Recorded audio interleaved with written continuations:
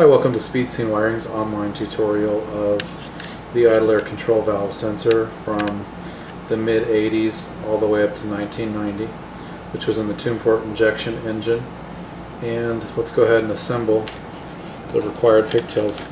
These are the actual terminals. They've already been soldered, so they're ready to just place into the cavities. You just go ahead and buy the connector from speedscenewiring.com, place in the cavities.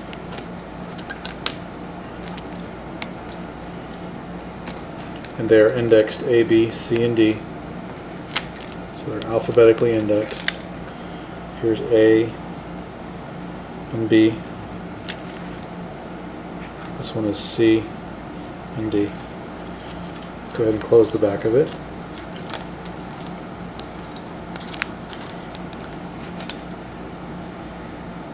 And you're done. Thank you for watching.